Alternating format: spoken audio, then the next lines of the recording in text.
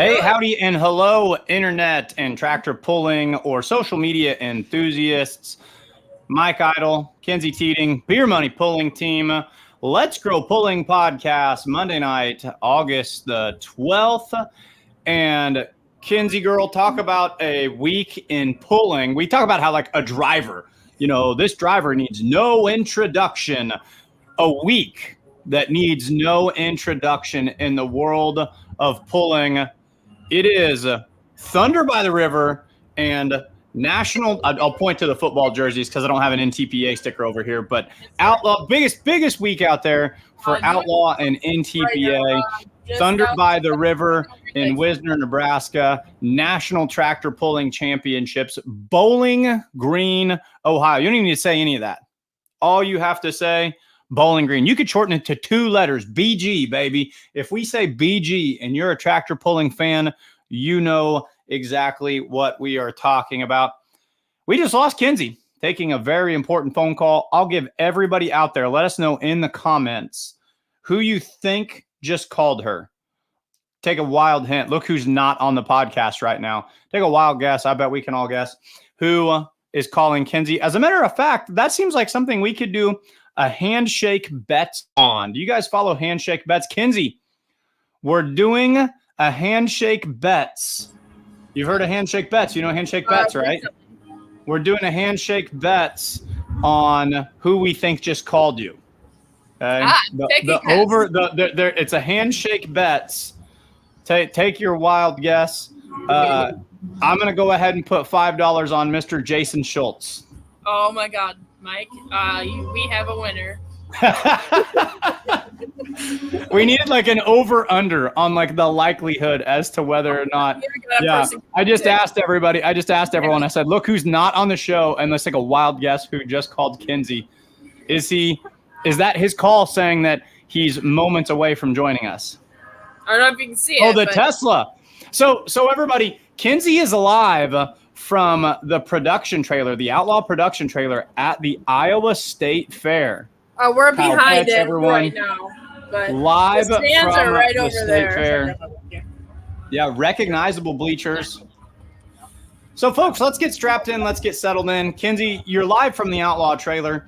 I don't know if you can hear me, but there's a whole concert going on right now. There was we had another huge and awesome road trip this past week with the Outlaws. You and I were in Weeping Water, Nebraska, followed up by West Point, Nebraska. Let's do a quick recap. Let's do a quick shout out, and then I'll circle back to not full pull bets, handshake bets, because I do want to talk about something cool that they've got going on. Came off a big road trip, West Point, Nebraska, 96 vehicles, 96 registered hooks. Okay, we've all done truck and tractor pulling. We know what that looks like. You know the show's starting at 7. You know we're getting out of there at midnight. We just do. It's part of it.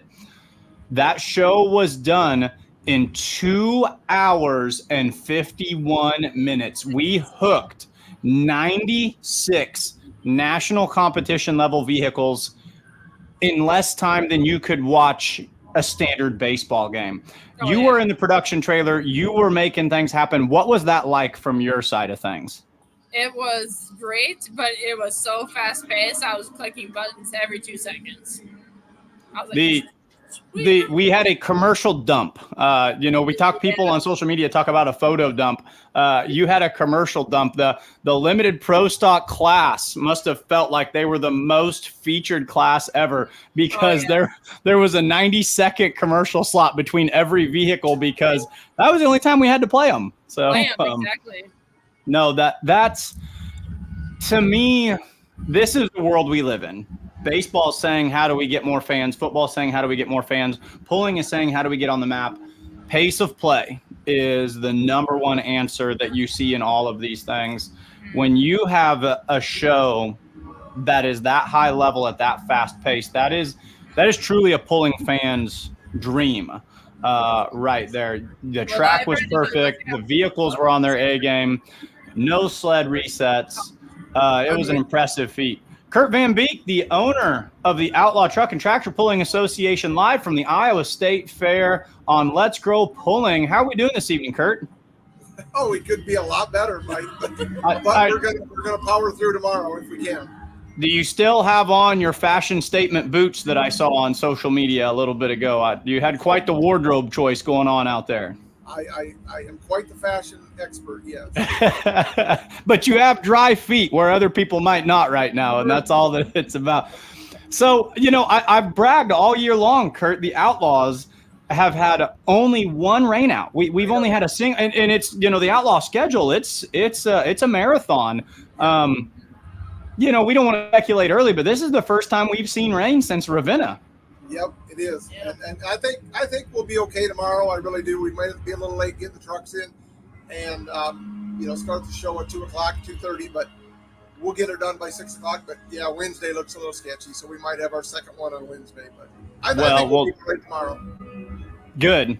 Well, we're going to keep our fingers crossed. If there's anybody out there who knows how to put together a perfect track, even under challenging circumstances, I've seen it all summer long. It's the crew right there with the Outlaws. So, and I've always heard, I've never been to the Iowa State Fair, but I've always heard that this track can take a little water. So maybe it comes around and it's a perfect track. Who knows? The pit area, getting the haulers in and out, that's going to be the challenge. The track will not be that much of a challenge, but the pit area is going to be a challenge. But if we get it, we're going to back them up till 9 o'clock before we let them in. If we get a little bit of wind, we're not probably going to get no sun. But if we get some 20-mile-an-hour wind, that's going to help. Yep. While we've got you on here, so this is one of our biggest weeks that we have with the Outlaw Truck and Tractor Pulling Association. 5 pulls, 5 days, Iowa State Fair, followed by Wisner. How excited is just the general feel for the production crew, yourself, us, the announcers, the drivers? Is everyone fired up for this week? We're ready, but we'll be tired by the end of the week, won't we, Mackenzie? Oh, 100%, but it'll be worth it. Oh, we're ready. Yeah. That's great. So, no, we'll be making it work. So, no, we were just complimenting how well everything went. What's that, Kurt? I said, we're hoping to get it in tomorrow, but we'll talk to you tomorrow. Sounds good. Thank you much.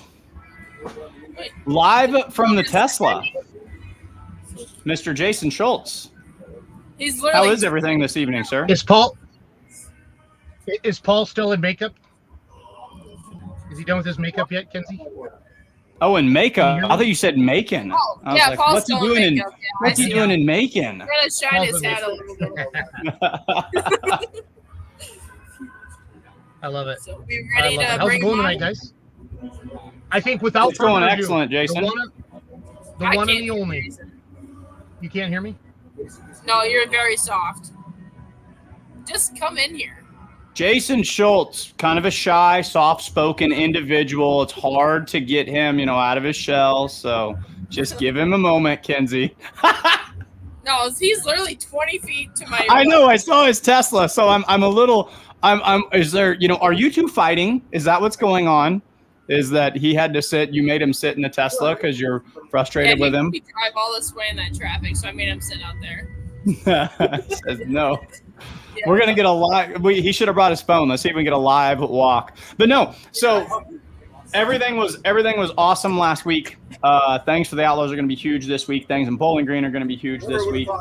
But let's talk about Handshake Bets. So Handshake Bets said they were going to find the most eclectic, obscure sport in the United States. And they're going to Bowling Green, Ohio. Now, I'm going to tell you fans, everything. They're about to be blown away because they don't understand what they were grouping us with. They were grouping us with like medieval fighting and corgi racing. So they're thinking that what they're getting into is truly obscure. But in our world, pulling is king. They're going to see that this is not an odd offshoot sport. I'm excited for those guys. And have your first pulling experience be at Bowling Green, Ohio. I hope they've been hydrating thoroughly all week long, is all I can say.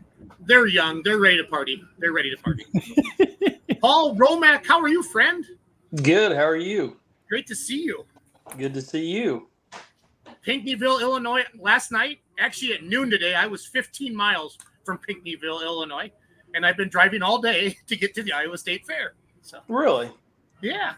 Yeah, you kind of went out of your way to get to the Iowa State Fair. You went through. Well, I was in Washington Friday and Saturday.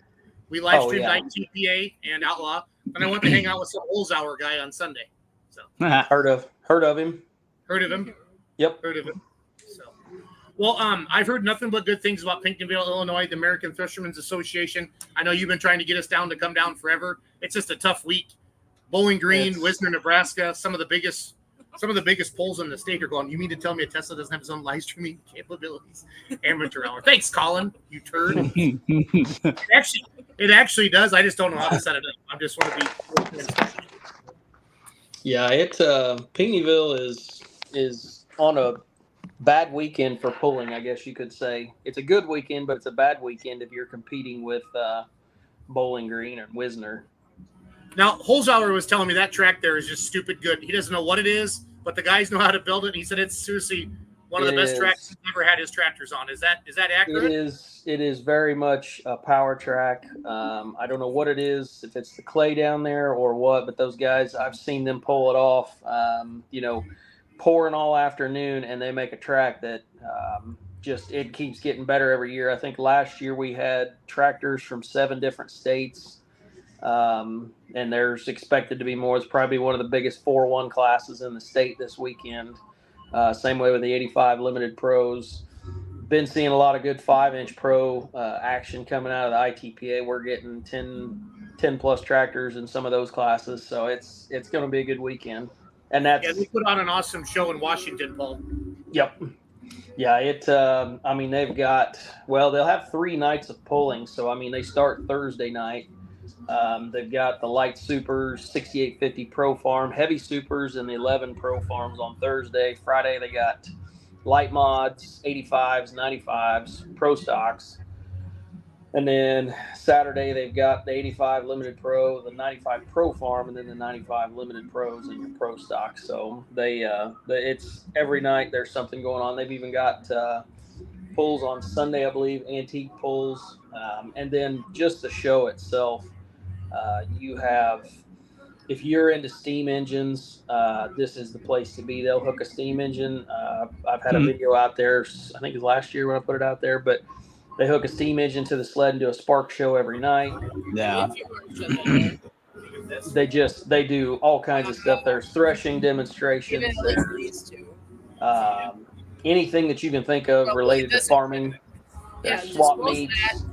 Kenzie, if you're going to yell at him, put him on mute. Hey, Paul, did this start as a threshing association first, kind of like one of those Mount Pleasant, Iowa deals, and then a tractor pull broke out? Or was this a tractor pull that has grown with the agricultural experience around it? No, this started, I believe, as a threshing, kind of a way to keep that history alive. This is the 65th year for that for this show, and they'll have their stuff that starts Wednesday evening and it runs all the way through Sunday. Yeah, they've got, like I said, anything and everything that you can think of. Swap meet. There's demonstrations on all kinds of stuff. It's nothing for you to be walking down the little road or whatever and have to stop and get out of the way because there's a massive steam engine that's chasing you down. Not that it's chasing you, because those don't move very fast. But still, if you see an 80 horsepower, 20,000 pound JI case machine, and pulling fans, if you're a diehard pulling fan and you've never done the threshing classic tractor steam engine experience, it's really, really neat. It's one of those things I've always wanted pulling and steam shows to collide. So this is a unique opportunity. There's a lot of cool stuff at these types of shows. Yeah, if you go to the American Fishermen Association Facebook page, that video that I put up was actually of us going down the track with the sled behind us. So yeah, they're like, oh well, they didn't pull the box all the way up. Well, you can't just lug these things. They're torque monsters, but what we're trying to do is we're loading that thing full of sawdust maybe 20-30 minutes before it's time to hit the track. And then those guys, to do that, if you've never been on or around a steam engine, you cannot believe how much the earth shakes when they come by. I cannot imagine going like they used to do out west when the steam engines were being used in the fields to break ground. They said they would just basically start plowing and they'd go until they found the next tree. and they'd cut it up for firewood, and they'd keep on going.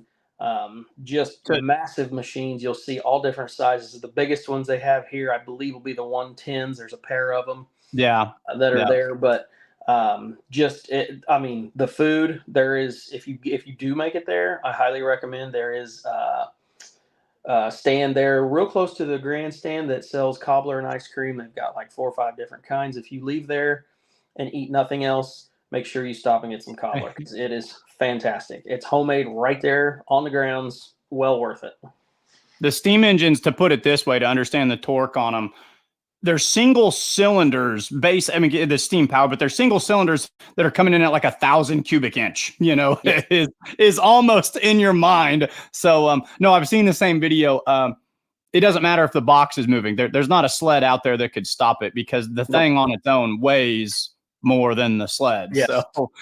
So let's switch all the way back over to the tractor. So you've got this classic where it all started, agriculture. And then side by side with that, you're going to campaign methanol burning light super stocks and some others. I got a taste of ITPA pulling. I watched it on Outlaw Pulling this past weekend, because Outlaw Pulling was able to stream both those shows. Kenzie, something that's very important, streaming all the shows anytime that opportunity arises. You guys have some really cool iron. I really was intrigued with some of the things. Your heavy superstock class, which looks like it's got some mixed fuels in it. You've got a mean running set of 4-wheel drives, and you're famous for your 2-wheel drives. You said the Limited Pros should be a big show. Talk to us about the numbers you're anticipating for that. Last year, if I'm not mistaken, we were almost 30 4-1 tractors. Wow. We get them. We get a lot of guys that come up. So like Dustin Whitaker down there in the Mid-South, Dustin will come up, and he's been with us for the last couple of years. And usually there's 3 or 4 guys that come with him.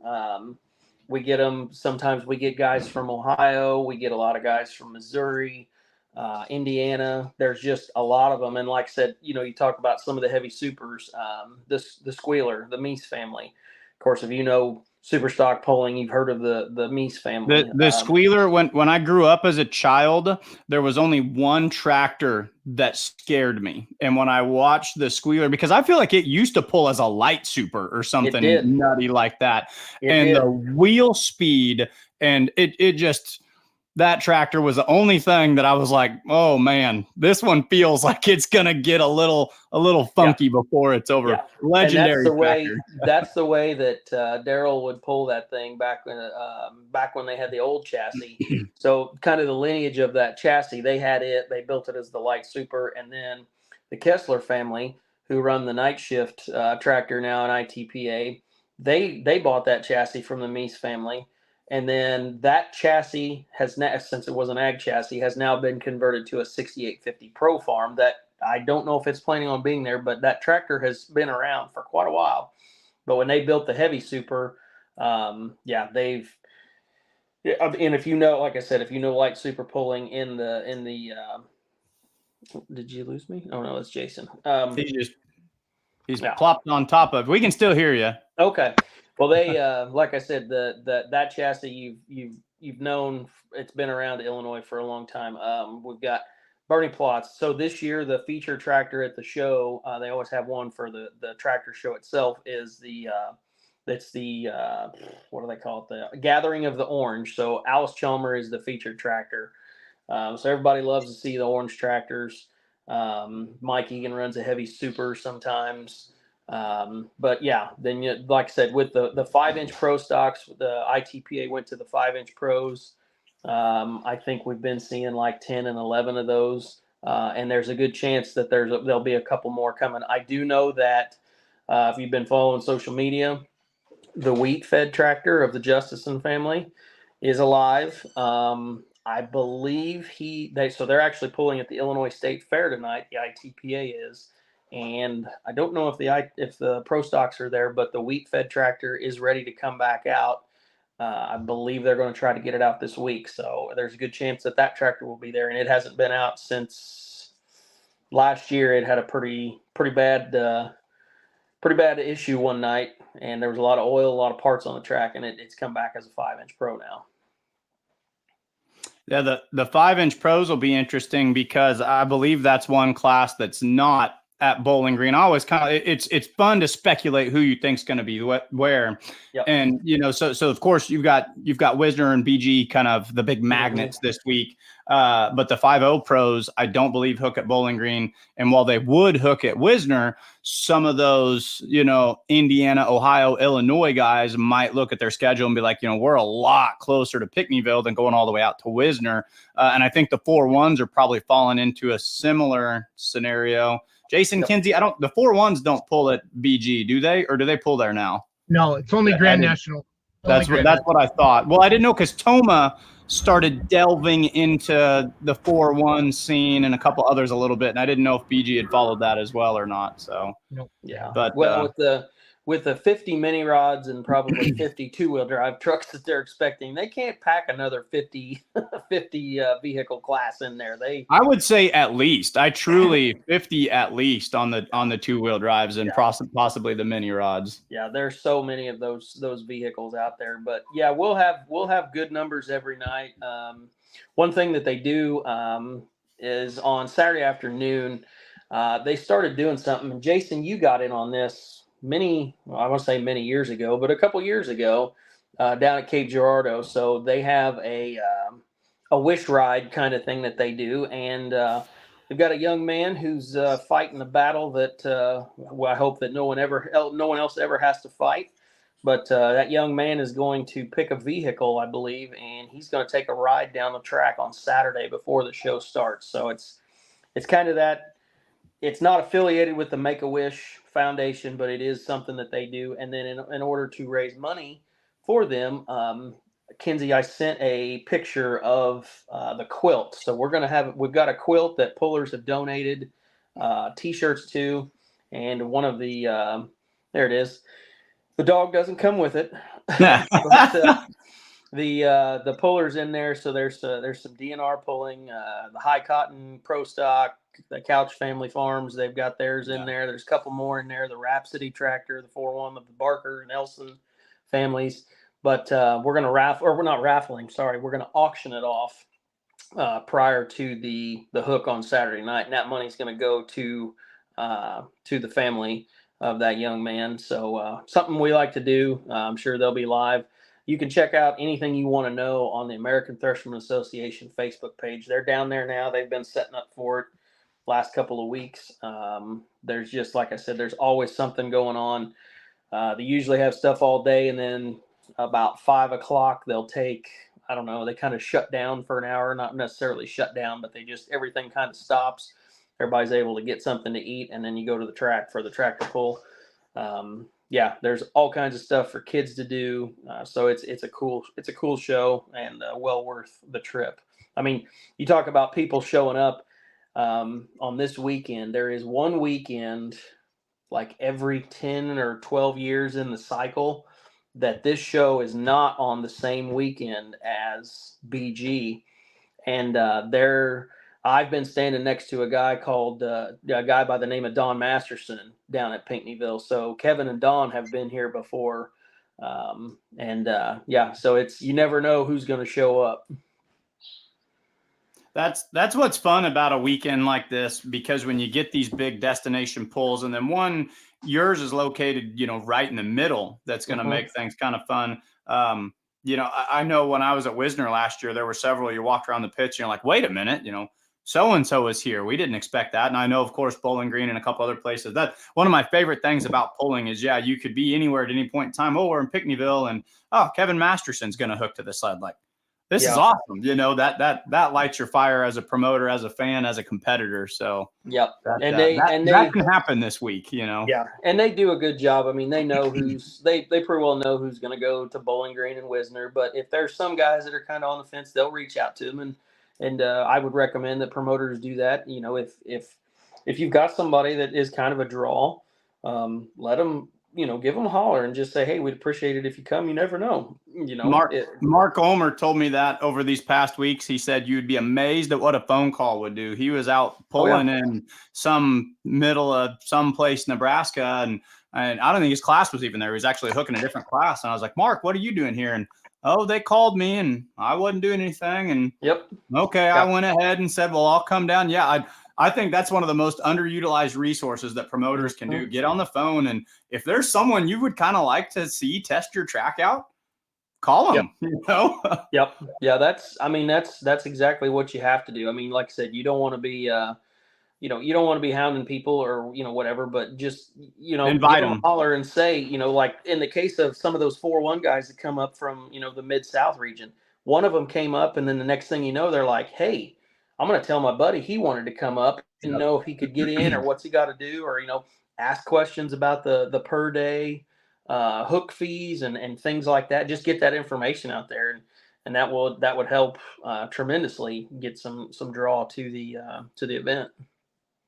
Paul, what I've always loved about this event, I know I've never been there, but a lot of these times these farm shows, they happen like 5 miles away. This is all on the same grounds. People just migrate to the tractor pull. And then last year, Holzhauer told me that they sold out last year. Like there was not another place to sit. Is that accurate on Saturday night? Yes. Yeah. So Saturday night was standing room only. They normally, in that area, you've got so many campers and there's tons of people that are there.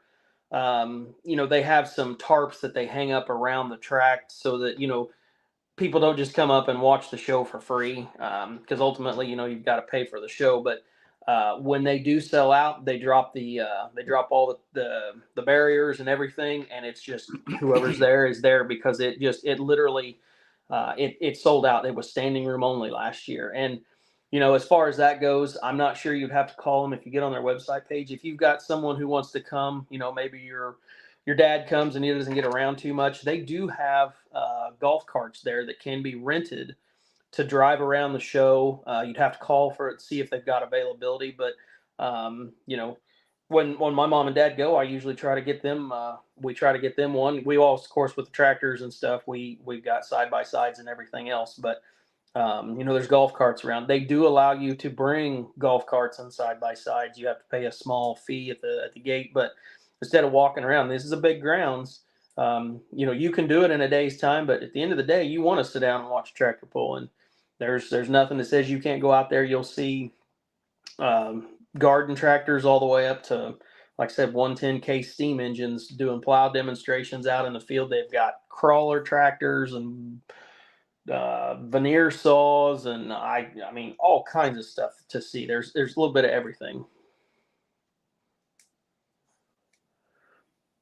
Yeah, it's a good some of the photos right good now. combination. It's one of those threshing shows and steam power shows and pulling. I've always swore would be a hand in hand combination. That's cool stuff to see, no doubt about it. And it's 3 days of pull. You got Thursday, Friday, Saturday too. So it's not like this is some quiet little afterthought. This is a big pull in and of itself. Yep. Where is Pickneyville, and is that Southern Illinois, and what's the weather looking like for you guys? Are we hoping that everything's going to look pretty?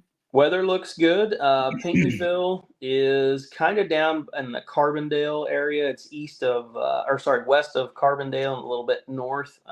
If you were in Nashville, like Jason was, you are about 20 miles from Pickneyville, straight south on 127. So okay. If you were there right on that Route 127 where we had the Pullers Championship, if you go straight south another 20 miles, you're there. Southeast of St. Louis, just essentially. Yep. Sounds got it. So, but yeah, it's going to be a great weekend. Let's keep talking to Paul until Dave Nelson. Is Dave coming in the trailer, Kenzie, or is he going to jump on the link? That's a deer in the headlight look. I'll go find him. Okay. Dave's dealing with the spongy, squishy. How's Jason? Does the infield there at the Iowa State Fair look drier than it did at the beginning of the show? Yes. Positive thinking. Yeah, they put some. They already brought some bark in, on the main part where everybody comes in. So it's pretty cool to see all that. No, I wanted to have Dave come out. Let's keep talking to Paul about Pickneyville. Yeah, and that's the hard thing about this time of year is that you hate to complain about rain in August and July, but man, these are when some of your biggest pulls are, and it's like, of all the days, could we push this a day or two? But like I said, it's really hard to complain about rain this time of year, but it can be kind of we'll say a pain. Do you guys get Tony Reed to come down there? Because that looks like a gleaner, Paul, right there. So. I don't know that Tony's ever been down there. I mean, Tony lives 15 minutes from me. Okay. So yeah, he's actually had a 4-1 puller at my shop from Idaho not too long ago, and he said, "Hey, do you know that Tony Reed guy?" And I said, well, "Yeah." And he said, "Well, is he around here?" And he said, "I think he's not far from me." And I'm like, "Well, yeah." And he's like, "I'd really like to meet him." He said, "We sit in a coffee shop and listen to him all the time and watch his videos." And I said, "Well, let me call him right quick." So I called him and I said, "Hey, Tony," I said, "Are you taking guests today?" And he's like, "Oh, yeah, why not?" He's a big dairy farmer. And I said, "He's from Idaho. He wants to come up and shake your hand and probably try to sell you a Gleaner combine." He just laughed and bring him on. So, I love it. For about 2 hours, booth 3194 in Louisville, Kentucky was the biggest booth at the National Farm Machinery Show when Tony Reed was hanging out with the beer. You know, that's a combination. We talk about threshing shows and methanol burning tractors.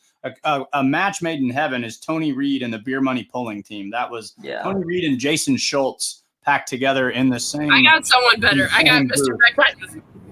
Tyler Beckman? Yeah. There you go. Yeah. So we're going to talk to Tyler.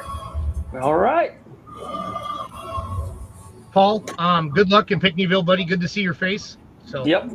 Thank you. And we will be watching Wisner, of course, and we'll be watching BG however we can. But you'd be surprised how many times BG and Wisner are on iPads next to the track, and we're watching all three pulls. I can believe that. Yep. It happens every year.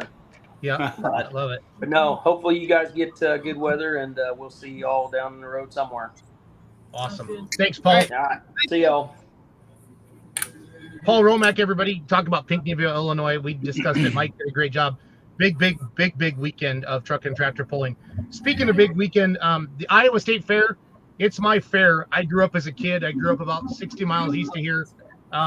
40 years ago, I would sit in these stands and watch the Iron Elk and the Red Baron. So Tyler Beckman from the ITPA, the Iowa Tractor Pulling Association. Tyler, you want to sit down? You're scaring me. You have a chair in there? Scaring you? I'm standing up, so I got to try to find somewhere. You look too big.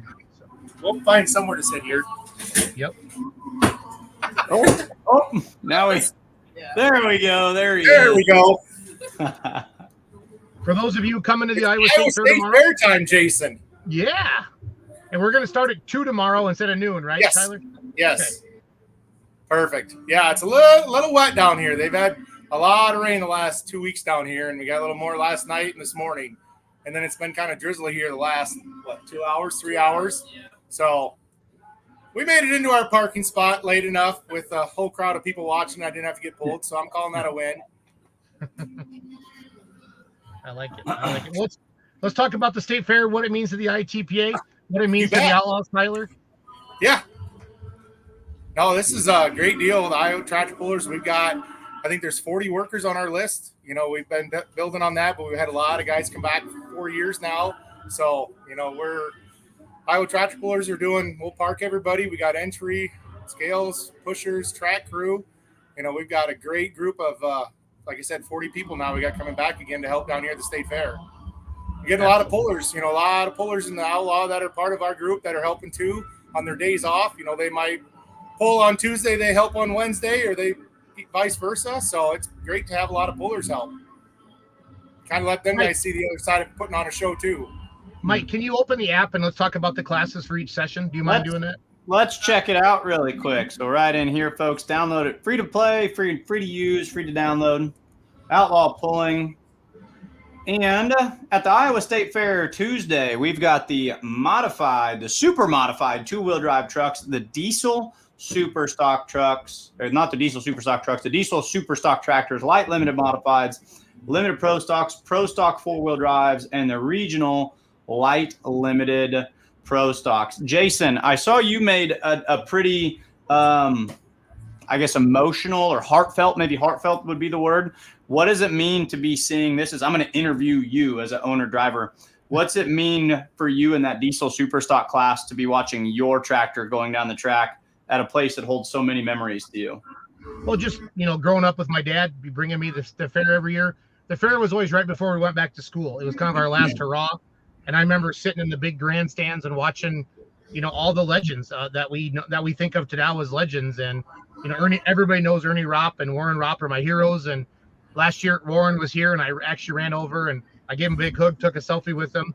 It was pretty cool. And then now that I have a diesel super, and as long as my dad doesn't drive it like a super farm tomorrow, I'm going to be proud of it. So it's going to be good. Well, you've got 6 tractors lined up that you're going to have to compete against. How many total hooks? We got 1, 2, 3, 4, 5, 6 total hooks. What we got? 15 two-wheel drives. That's a good turnout for them. 18 pro stock 4-wheel drives, 6 diesel supers, 9 limited pros. LLPs got 18 of them, and light limited mods have 7. So you're going to be in that 70, 75-ish total hooks. So it's going to be a big show. Yeah, they don't want too many hooks here, Mike, because they have to be done at a certain time because they have a concert at night, which Mackenzie and Tyler can. I actually came into my car right up behind the trailer because I can't handle the background noise. I'm deaf. It's loud in here, Jason. It's loud in here. I'll tell you that. It's hard for me to hear all that stuff, but it's fun. It's fun. But yeah, I think they're looking for a nice 3.5 hour show, Mike. The state fair is special. As a puller, it's tight parking to get in and out of here, but everybody wants to pull at the fair. We pick up usually some East Central Iowa pullers. This is the state fair. Everybody wants to pull at their state fair event. So, we usually, like you talked about earlier, we get to see some new names, Mike, some new pullers that we normally maybe don't see come pull with the Outlaws, and that makes it a lot of fun. So. Well, and I know some of those North, I remember I live streamed it last year, and right to your point, what you're talking about, some of those North Missouri alcohol burning light limited supers or light super stock ags love to venture up there too. I think the Carroll family with the Salt River Savage and the Levy Leaper have gone up there and hooked fairly regularly. And I think Chuck Lee has maybe been up there with the Rawhide tractor. So it's one of those places where you're going to see some of our outlaw faithfuls, but you're going to catch some freelancers and ones you shouldn't sleep on, because I think some of those dark horses might turn a couple of heads before the weekend's over too. Yeah, the Missouri State Fair in Sedalia was yesterday and today, and then tomorrow. So a lot of those pullers will come up from Missouri, and they'll come hook with the Outlaws at the Iowa State Fair. So that makes it a lot of fun. The Iowa Tractor Pulling Association runs this event, Mike. Tyler, are you the president of that, or what's your title again with the ITPA? Yeah, I was the vice president, with Glenn Freeze being the president, and with Glenn's cancer deal he had and passing away back in June.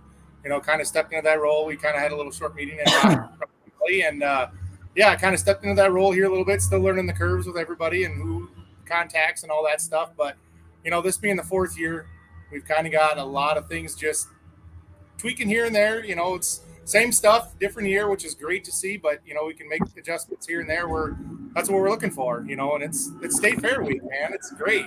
Iowa State Fair. I'm glad to be when here. Did the pull go to its own track? This is something I've heard stories and developments, and I drove by. We actually drove right past the state fairground on one of our several road trips we've taken out this year. So I got to see it, but you guys don't pull at the big grandstands anymore. Like at a 90-degree angle just right next to it, looks like a purpose-built, dedicated pull track only.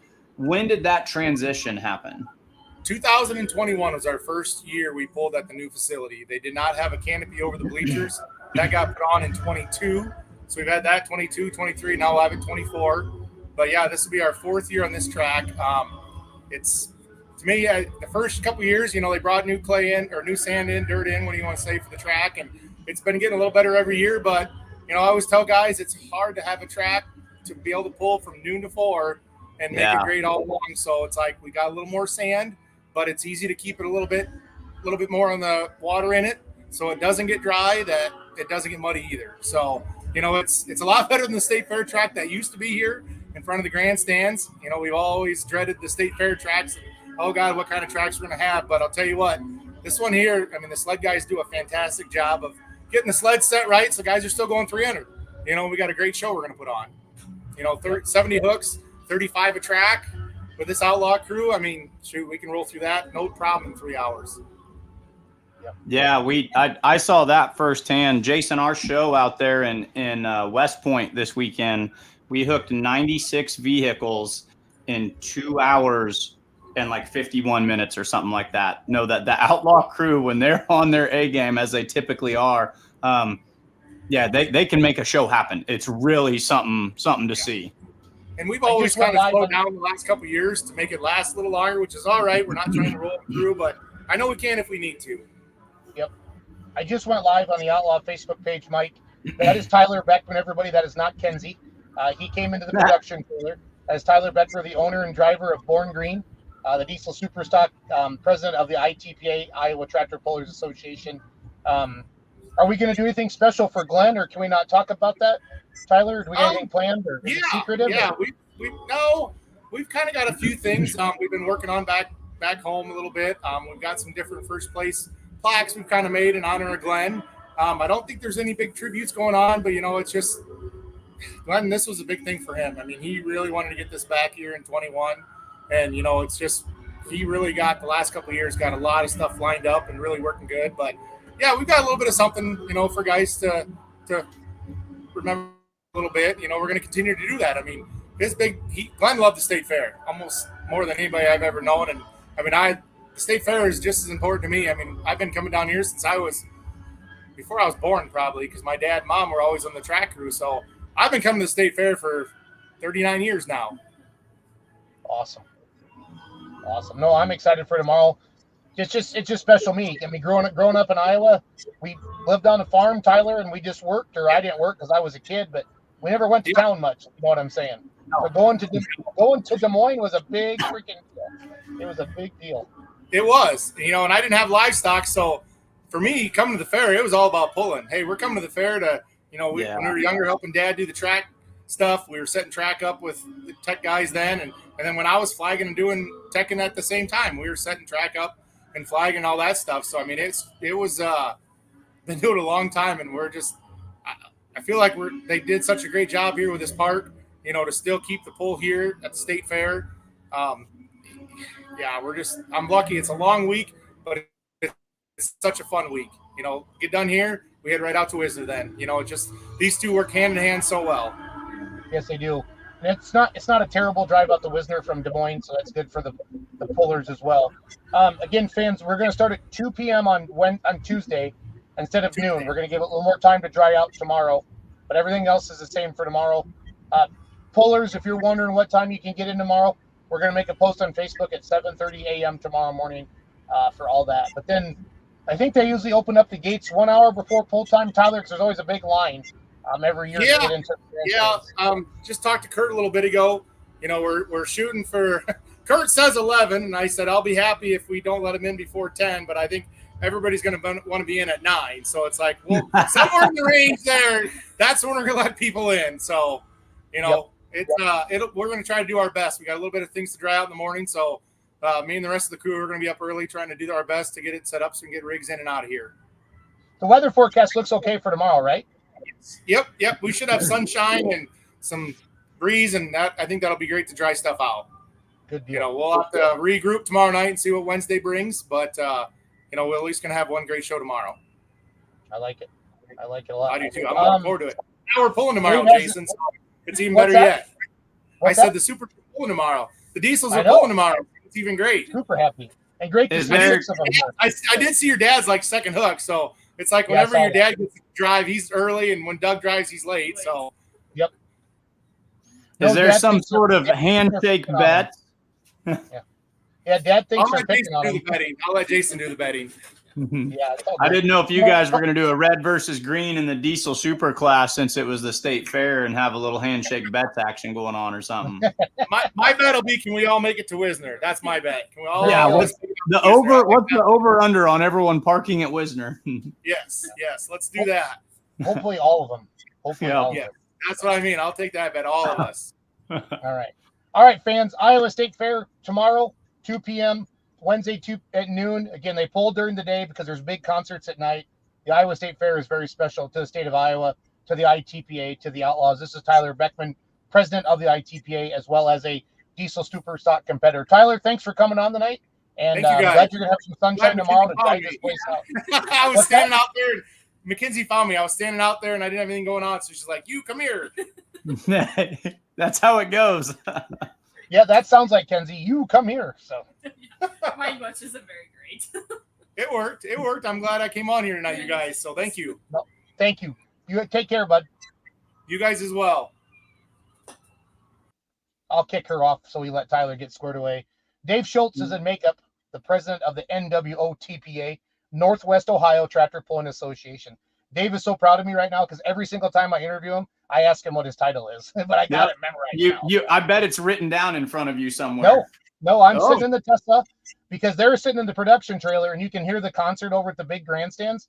And Mike, I have stood next to too many pulling tracks without earplugs, and any background noise, it messes with me bad. So no, I hear you. I hear you. Yeah, the Northwest Ohio Tractor Pullers Association that hosts the National Tractor Pulling Championships that competes with the National Tractor Pullers Association. So keep all that.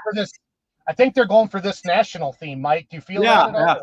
And it's National Pullers, not pulling. The NTPA is whereas at the Outlaws, we're the Outlaw Truck and Tractor Pulling Association. They're the National Tractor Pullers Association. So you have to be really careful with all your abbreviations here and getting it squared away just so.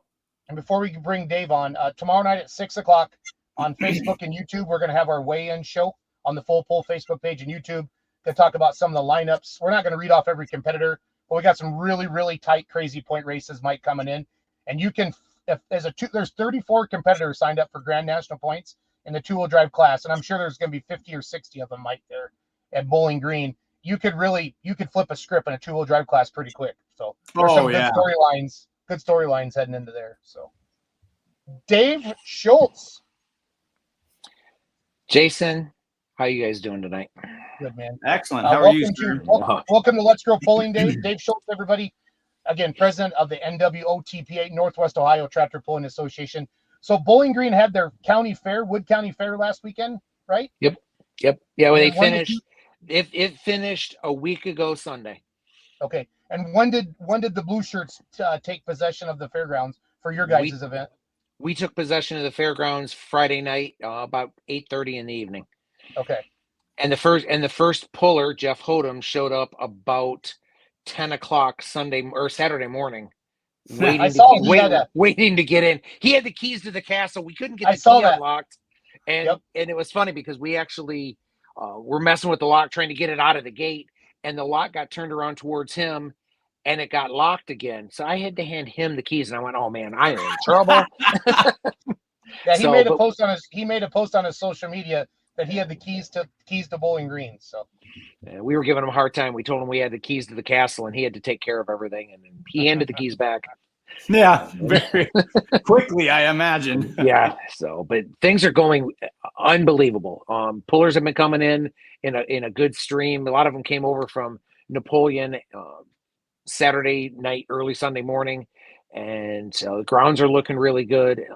Starting to get everything put together. Our gate crew got gates up today, and it's really coming together well. Actually, just got out of our club meeting. We have every Monday night of the event week, and that went really well. One of the things we started doing a couple of years ago, we honor our past members that have passed away or no longer with us, and so we hit that off. We kind of toast them, going, "Hey, we're going to do this. We'll take it from here, and we'll make it the biggest thing we can, and we want to honor them by keeping the legacy going." I love it. I love it. Dave, what time Wednesday can campers get into the grandstands on the north side to put their chairs trackside? Tuesday, 1 o'clock. Okay. Oh. So they can actually start putting them in tomorrow. Okay. And south side, which is still, kind of I don't want to say free for all because it was not a free for all, but they can, start doing that. But no, it's, tomorrow they can, the north side can do it. They've got their reserve spot. They know exactly where they're going to go. So it's all marked off. We got that done today. And so we can get the fans in there and get the chairs in there, and looking forward to it. Early people that are coming in can start arriving tomorrow. And the main entry to the campground is on Wednesday. Okay. So, Pre-sale tickets. Is everything feeling strong and good? Like we're gonna have an awesome year. ticket sales are the best they've ever been. Nice. Wow. So a lot of like with the rule changes this year. We heard more people going, "We're glad you did something." It was. We had people saying last year they weren't coming back because the party got too much. And so, with us, what we did, we had a lot of people tell us that they were happy that we made the changes, and ticket sales are the strongest they've ever been. That's awesome to hear. It's hard to make a change, Dave, at an event something like this. Kind of like when they had to put roll cages on tractors in 1998, No, Dave, if you think that's about a that, good when comparison. Mr. Rose flipped over up there in Toma. And that's kind of what I compare it to, what big venues have to do like this for the safety of everybody. Anytime you make a decision, half the people are going to be mad and half the people are going to like you. You know what I mean? Hell, look at our elections. You split it down the middle, but ultimately you got to do what's for the event. This event is so special for the sport of truck and tractor pulling. It gets worldwide attention. You picked up that Maximum Tire sponsorship. We did a big thing with Full Pull, Dave. Those handshake bets guys are coming in. They don't know anything about tractor pulling, and that's been my dream my whole life, Dave, is to get new eyeballs on an event, on our sport, and for them to come in and pick Bowling Green. It's pretty special. That shows the magnitude of your event, what you and the Blue Shirts have built there, Dave, and of course, it's going to be going everywhere. It's just going to be going everywhere. That is, to me, the neat thing is the general public, the non-pulling people. Yep. Coming to see what tractor pulling is about. I have friends that sit there and go, "So what do you guys do down there?" And that's and those are the people that I want to see what we do. Yep, it's pretty special. What is your first memory of Dave's first Bowling Green? What's your story, Dave? 1983. Some friends said, "Let's go down and see a tractor pull." I did not know what tractor pulling was, so because I grew up about 30 miles north of Bowling Green. So we came down, we went in. I still remember sitting down, and it was the Banner Brothers 6-engine unlimited mod. I said, "What is that?" And it was like, I was hooked. It was literally, I remember that name. And so, how iconic is that? Because it's such a huge team. And that was my first recollection in 1983. And then your progression, how does one become a Blue Shirt? How did Dave become a Blue Shirt? How I became a Blue Shirt, one of the boys in my Cub Scout pack, his dad was a Blue Shirt. Earl Wiseman, who has flagged for us, has been in inspection for years. We were sitting there closing the pack down for for the summer, because we didn't do anything in the summer. And he goes, "So what are you doing this summer?" And I said, "I'm going to hang out and just, go on vacation and stuff like that." He goes, "Will you ever go to the tractor pull?" I said, "I go every year." He says, why don't you join our group? And I says, "Why do I want to go work at something that I enjoy going as a spectator?" And he goes, "It's like having backstage passes to a concert." And so at the time, there was a 2-year waiting list. Fill out an application. You have to have 2 members sign for it. I didn't know anybody.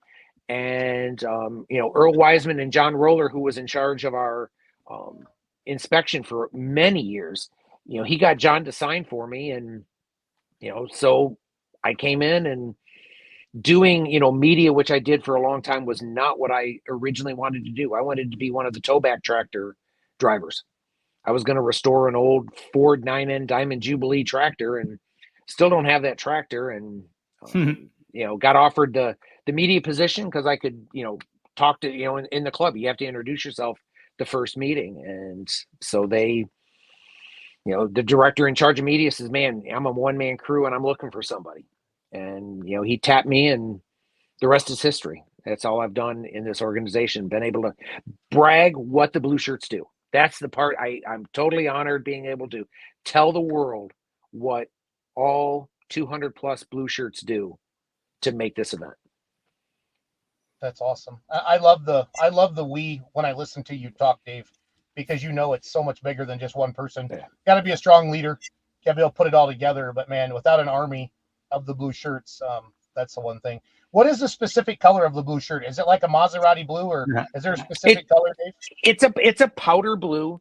And the story I was told, they one of the directors went and said, "Hey, we need to get some shirts so we all kind of look the same," and that was the color that was available. And so they went and did that. They bought enough shirts for everybody, and that's how we got. Yeah, and after a while, it was the guys in the blue shirt, and so the name just kind of stuck. And this last weekend, Ed Hart, who was one of our members, actually was the first president. I had the opportunity to meet him. He was also part of NTPA, and later on, I think it was TNT. I had a chance to actually sit down. We went to lunch. A bunch of us went to lunch at Culver's, which is one of our sponsors. We went to lunch there on Saturday, and we were sitting there, and he just started telling stories, and it was like, oh my God, it was so cool. And I asked him, how did we become the national tractor pulling championships? And he told me that a group of them went out to Iowa and said they went to this pull, and then that pull went defunct, and the group here decided that the national pull should be here, and that's how it started. And so it was neat hearing it from him. We have Toledo Aerial do a lot of our videography. We asked them to come in and actually interview Ed so that we have the story in his words. That's one of the things, a lot of those members have passed, and those stories are just handed down. And it was like, I really want to have those stories in their words. Dick Emsch, who was also he's our last founding member. We sent a crew to his house and interviewed him just to have his story in his words, so that, from here on out, we can go back and we can listen to why they did this. And, we started this organization in 1962, is before I was born. They had their first big event in 1967. And that first pull wasn't even run by the Northwest Ohio Tractor Pullers. It was actually run by the Wood County Agriculture Society, and we just kind of, worked it. And then eventually it was turned over to the Northwest Ohio Tractor Pullers, and the rest is history. And our biggest growth was through the 70s and 80s, and I mean, it just keeps growing.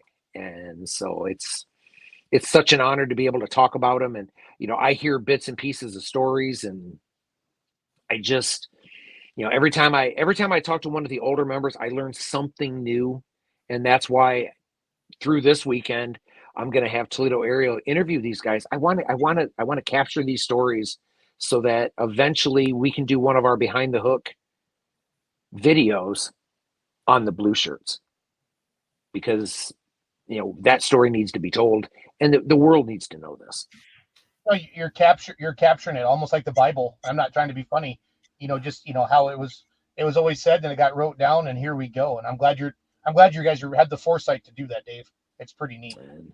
So looking forward to it. Our people are working really hard, getting stuff ready. And that was the thing. We go down all the crew lists tonight, and it was like, do you guys need anything? Are we good? And every single crew, yep, we're good. Yep, we're good. We're waiting on a couple things. And they just, they get it taken care of. And so looking forward to Thursday. Hopefully the weather will play nice for us. Friday's kind of looking like it might have some of that 4-letter word that I don't want to say. And hopefully that doesn't happen. The one thing I heard, it might be Friday night overnight, and I said, well, that's just dust control. Yeah. But our right. Track crew, if it stops raining, I usually go up to them and go, when can we start? Not if we can start. Because I will put our track crew against any of them. They've since I've been on the board, they've never let me down, and I'm hoping we can continue that. The pride is strong. The pride is strong, Dave, with the blue shirts and what you guys are able to accomplish. This is like the iconic picture. A picture like this, if you said to somebody, "What is Bowling Green?" It's this, because you see all the campers, you see all the cars, you see all the people, you see the black smoke going down the track. This is Bowling Green. That's what truly makes it special, Dave. So yeah. I tell people, you sit there and any of the sessions, doesn't matter which it is. You see the fans in the stands, and they just love it. A couple years ago, PRI was here performing racing, and Dr. Jamie Meyer, who was the president at the time, he watched the fans, and he said tractor pulling fans are the most passionate fans there are. Oh, And yeah. he says, he goes, it is just so cool to see people that engaged with what's going on down the tracks. 100%. It doesn't get any better than that. I mean, and Bowling Green is special. I mean, I've heard you say it a couple times. It's just the fans are what make it special. Okay. And because it's no fun to pull in front of 100 people when you can pull in front of about 30,000 people, Dave, on a Saturday night. That's pretty unique, buddy. And that's the big stage. That's the big stage. So I cannot wait. We work all year for this. I went to Napoleon last Saturday night, and it was like I just couldn't wait. I'm just getting excited about it. And fortunately, Full Pull let me pop into the live stream for a couple minutes, and just loved it. I mean, it was just it is such an honor to be able to talk about what we do and go into another pool, watching what they do. It's great. The cool thing was a lot of the people working in Napoleon this last weekend are blue shirts. They go and they help. Nice. A lot of them, Maumee Valley Pullers is just down the road from us, and a lot of our members there. And it's neat because they hone their skills year round to be able to bring that experience and do it here. And then the experience they have here, they take it to other pools. One of our missions is to promote the sport of truck and tractor pulling. We don't look at any of the other pulls as competition. They're friends. And if we can support them, if we can do something, we do that. But quite honest with you, I feel the same way with them. We talk at different banquets and things like that. We're all friends. That's the part that's cool about this. It's not, somebody better than somebody else, or I can do something. It's every single pull. We have our place that we do it. And, I can walk into any pull and, feel welcome. And I try to do that when other promoters come here to Bowling Green. We try to roll out the red carpet, and I get the same thing at other pulls. It's just, this community is so cool. It is just so cool to be able to be part of this. Dave, you can see where looking at pictures over the years, seating expansion has been a natural growth of the National Tractor Pulling Championships. Is that something where you kind of know that's a part of a plan every 2 to 5 years? Is that just kind of built in where you're like, okay, we're going to have to extend it a little more? What I'm trying to say is, you kind of look at ticket sales year after year and say like, wow, like, we thought pulling was as big as it could be, but it's still growing. When did it get to be the size it is now? And do you see it being 10 years from now? Are you going to have to add another 5,000 seats? There's not a planned progression of when we're going to do bleachers. We will kind of look at it and go, okay, we're running out of room. It's just like camping. People have said, oh, you're going to expand the campground. Well, if you expand the campground, you got to have someplace for the people to go to watch the show. Yeah. And, we kind of look at it going, okay, have we outgrown this yet? And so there's not every 5 years we're going to put in grandstands. It's more of a field. Do we think we can grow? Do we think we can, be able to, fill them, because, I've seen other motorsports. I've seen other sporting, I don't want to say venues, but different types of sports where they'll build these huge stadiums and you see them and they're 3/4 of the way empty. Yeah. And the next thing they're tearing seats out, or they're covering them with exactly. And we don't want to do that. We really don't want. We don't want to have it where we're tearing stuff back out. We want to be able to have enough seating, but controlled growth of being able to make sure the fans that want to come have a place to go. Fortunately, we have a lot of not just grandstands. We have the trackside seating, the lawn chairs. Yeah, there's a large open area. The bleachers aren't right on top of the track. And then beyond the 300-foot mark, there's a lot of spillover seating. Is there a quote unquote sold out number? you talked about how you've had record ticket sales this year, or is it kind of one of those where you're confident in your facilities that as long as people are coming, we'll find somewhere for them to be able to view the track? If people keep coming, they bring their lawn chair, they can almost surround the entire track.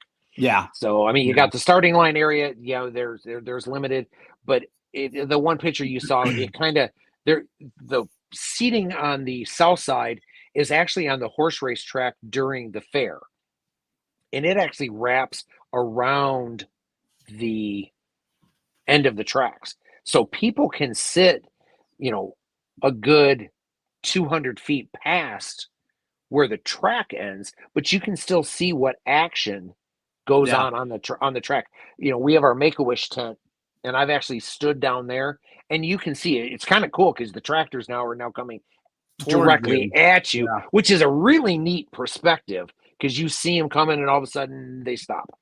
And so it's a neat perspective to be able to watch. And that wraparound setting, the one time I'd been out there, it creates an atmosphere in truck and tractor pulling that's uncomparable to anything outside of maybe Louisville, Kentucky. You feel because of the wraparound style and the magnitude of it, you forget that you're at a tractor pull and you feel like you're at a college football game. You think you're at the Horseshoe, or you think you're at Faroe Field or something, and it's so big, it's so electric that you feel like you're in a complete bowl style seating. So it's one of a kind. Oh, we love to be able to, it's the way it is. The last big north side section we put on, we did that in 2018, and it's good and full. I mean, that's the neat thing. Yeah. But I've watched time lapse of our fans, and our fans are constantly on the move. And so it's very interesting to see. You'll see a little hole over here, and then that'll close up and something else will open up, or bits and pieces of people going all over. So it's definitely an active place. People can bring a cooler of beverages in, whether it be pop, water, beer, whatever it is. They can bring their stuff from home.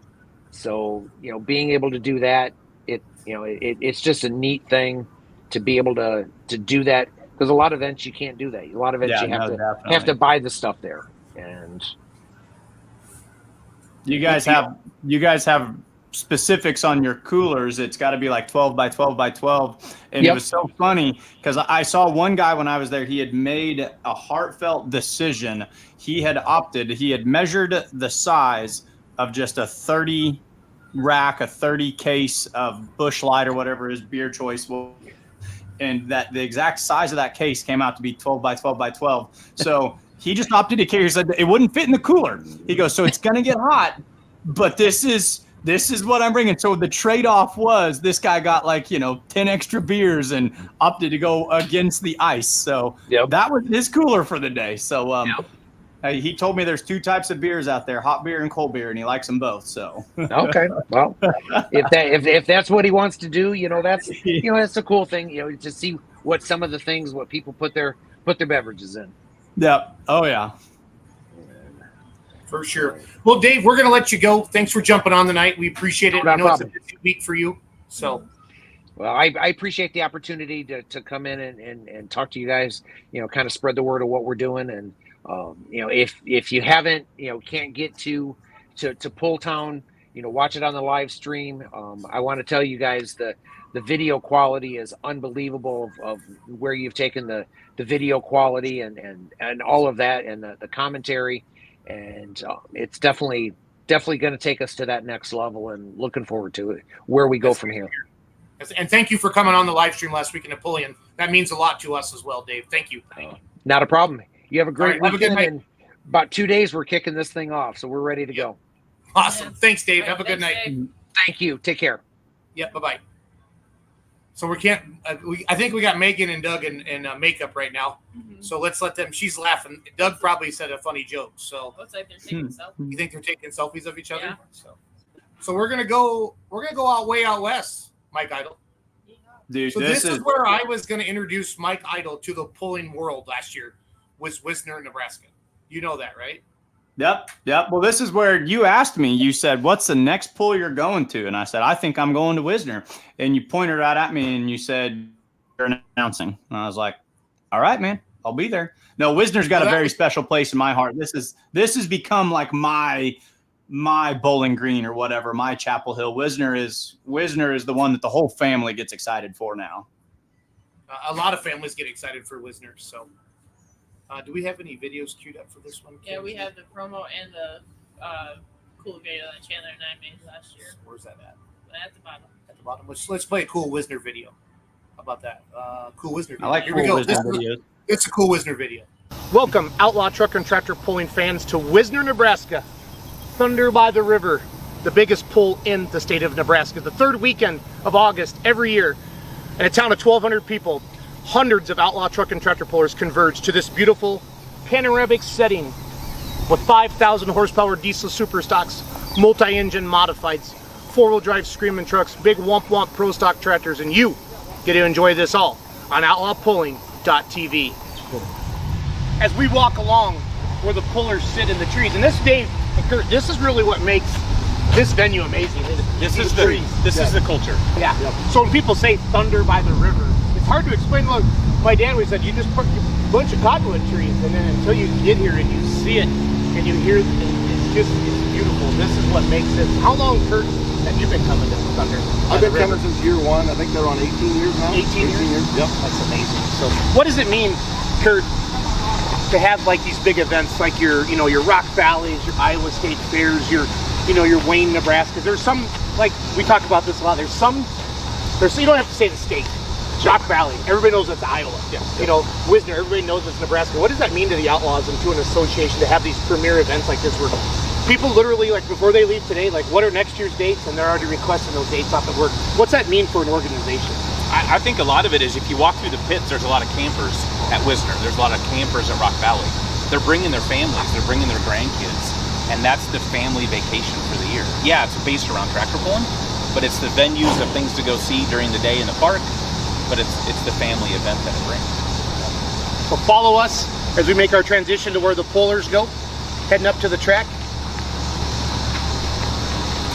As they spin around, and Dave, as you're staging everybody back here, Yep. it's kind of crazy almost. It's just like lines of vehicles between all the trees as they do all of this. Yeah, they kind of intertwine through the trees, and I've got Susan down here below.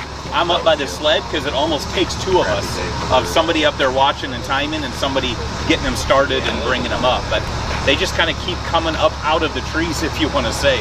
There's lights back here, but they just kind of keep evolving out of the trees, and it's fun watching a diesel truck start, or a diesel pickup, diesel tractor, or a diesel super. Just that smoke that feels a cloud in these trees. It's amazing. It's amazing. And Wisner keeps adding. I mean, two awesome tracks, but if you look at the other end, if you guys shoot any video of that with the skyboxes this year, I mean, they keep on making this event better, as does Rock Valley, as does the Iowa State Fair.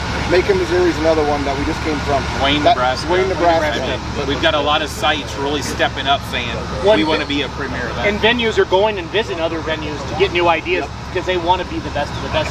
It's a fun, friendly competition, but at the end of the day, they want to be that pull of the year. Yeah. And get that.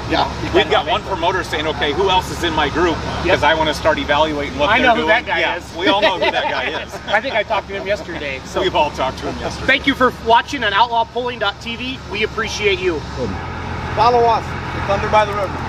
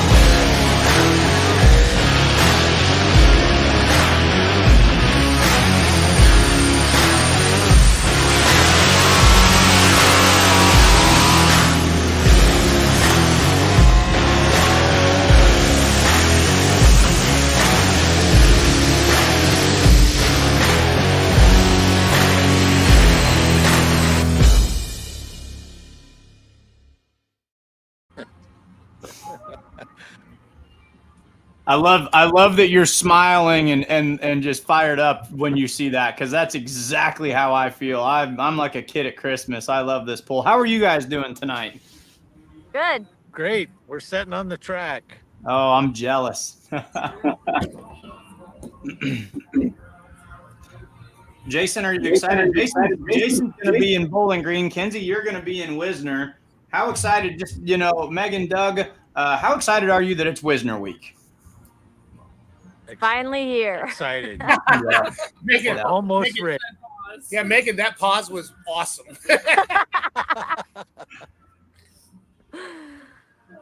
It's So fun. you guys are joining us from the starting line because we can see the sky boxes in the back. Can we get a quick turn so we can see the Thunderdome as well? This place is just unique beyond unique with everything that it's got to People offer. here to wave at you too. So Oh, yeah. So just tell the fans at home really quick, this place is iconic for the staging area and the cottonwood trees. That's what you're looking at right now. What's the deal? Give them the quick story on the skyboxes and the Thunderdome. Two things that I've never seen anywhere else at a polling venue. What do we have behind us here? Well, actually, we're opposite. So this is the staging area down that way. Oh, okay. You're Yep. just got your phone flipped towards it. I'm with you now. You're clear down by the 350-foot mark. Yep. Mm-hmm. So when did the skyboxes make their appearance, and when did the Thunderdome make its appearance, and how does that add to the atmosphere at this venue? well, the skyboxes came last year.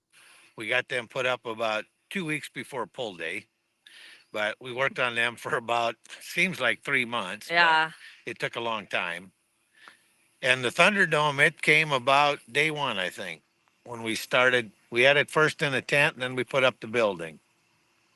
What was the general feedback from the skyboxes last year? Did everyone walk away saying that's got to be the greatest thing we've ever seen at a pulling track, or were they in love with it? And how does a person get a ticket to the skyboxes?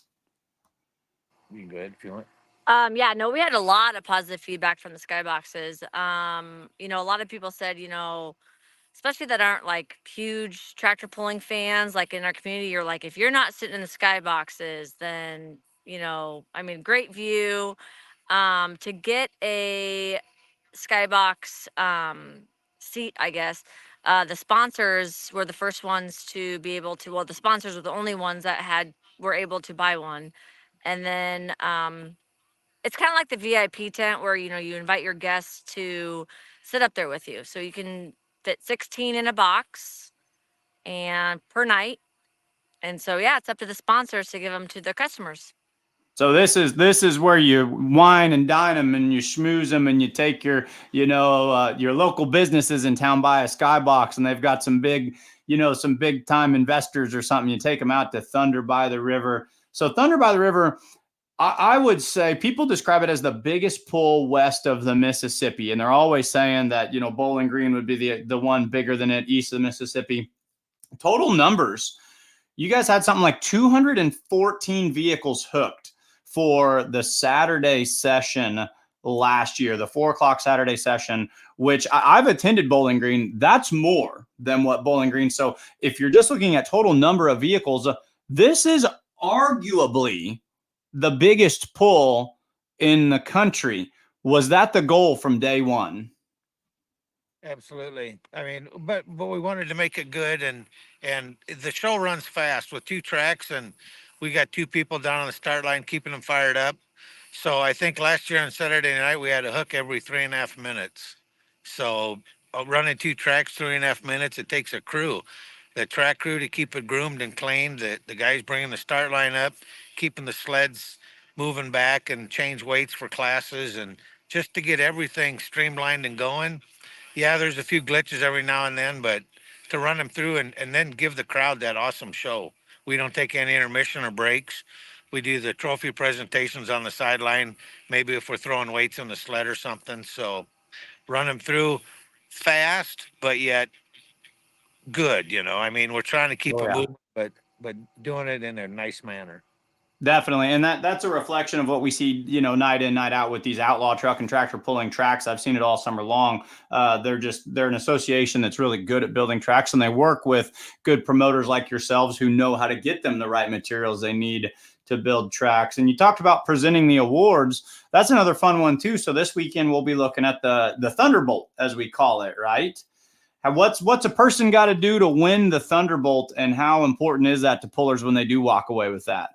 Oh, it's pretty good. It's a Thunderbolt from our lightning strike on our Thunder by the River, and it's an ice trophy. It's clear plastic, and the overall champion of the 2 days. If we get a tie, they go by total distance. So, it's something important. I mean, people come here to try and get that. Definitely. It's one of those that adds to the numbers of it. This is a place where you're easily going to see, I think last year we had something like 28 four-wheel drive trucks.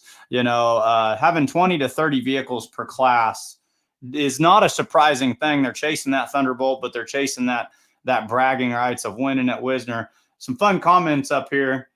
So I saw this one made you giggle a little bit. Go ahead and answer that one for the crowd. No. They asked if you were my dad. No. There. Yeah, I think someone has put themselves in the green room and they're having fun. There was one a little more serious back here. I'll see if I can find it. Right here.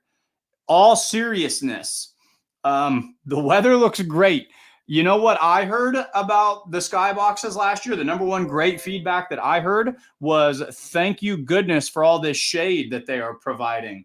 Saturday last year had heat indexes of 114 degrees. My wife loves to come to this pool. It's her favorite pool to join me with. And she sent me a screenshot of the weather and she was so excited. We're not going to deal with 114 this year, are we? No. Nope. Weather's looking great so far. Yeah, I think it's supposed to be. Yeah, last year it was insane. But last year provided, I was only supposed to announce a single class last year, but we had some cameramen that needed replaced, and that allowed me an opportunity to go up and announce a little bit more. So I welcomed that. So that was all right with me. Tell us how this pool got to be so big. You said you wanted it to be one of the biggest pools in the nation from day one. How did you guys make that happen? Boy, I think that all goes back to probably when we bought the land adjacent to the park to open up the pit area. So we had room for the haulers. Just about everybody brings a semi now. And I think the hospitality, we have the Thunderdome, we have live music 2 nights, and it's a family vacation. We have people that call us and tell us they're bringing the camper and they're bringing the family way back in December or January. So I think just by treating them good and giving them a good place to play. It certainly is. It's the pits are sprawling. There's plenty of room to park. You've got a large camping area on the north side. You've got a great facilities, great track that accommodates several thousand fans. Yeah, whatever. Well, get back on here then, and you could start running the interview. Raise your hand. Yeah. Yeah, a lot of pools around here are, I don't want to say just a pool, but they're a tractor pool where we have like an event. We've got the pool, we've got the Thunderdome, we've got a lot of things going on. So Skybox, yeah, new bleachers right there. 750 seats with backs in them. Yep. That is awesome, you guys. That is awesome. That is awesome. Get them done. Mm-hmm. All right, I'm gonna let Mike come back. Megan, I've just been picking on him. So, Megan, your good looks are making up for Doug O's not good looks, and our viewers have gone up since you came on. Thanks, Jason. You're welcome. Did you see I added myself back in mid-interview anyway because just the malarkey and nonsense we have going on here? No, this is what we do when we know it's something we're having fun with. We had these kind of vibes going on at Rock Valley. We have this going on at Wisner. This is one where you can't not put the smile on your face. Go ahead and show us those bleachers again. I want to hit that one more time. This feels to me like a facility. I'm new to coming here, but it gives me the impression where every single year you guys are just kind of saying to yourselves, how can we make this a little better? What can we throw back at it? Would you say that's true, where you're always assessing what's the next thing we can add to make this even better? Always looking for something and heading to the event. These bleachers came from the drag strip in Topeka, Kansas. So, we got stuff that came from the I-80 Speedway, a dirt track that closed in Nebraska. So we just keep our eyes open for what comes about. Will fans still have the opportunity to carry in lawn chairs as they have in the past, or with the new bleachers, is that no longer an option? Oh no, they still have berm seating. Some of them have their spot, and they'll bring their chairs in about Wednesday afternoon and start setting them in. Yep. So. Okay, I was supposed to ask that question because I'm supposed to lug lawn chairs along with me on top of my other duties this weekend and pick out our spot. No, really, guys, to anyone who hasn't, we're having a lot of fun and I'm asking a lot of questions because I've been here before. This is me speaking to the internet out there. Thunder by the River, Wisner, Nebraska. This pull captures an atmosphere that is truly is unlike anything else. Yeah, I am a little bit. That is unlike anything else that you're going to experience. Come on out and check this one out. This one is a fast-paced pull. That berm seating where you are kind of pulling down in a bowl. The staging area is back in the cottonwood trees. Yep. It's now I'm trying to get them back on here because they're giving me a hard time. No, really, I want people to come to this pull because this pull is as fun as it gets. What are some of your best memories from watching or working or experiencing the pull in Wisner, Nebraska? With that big like this. For me too.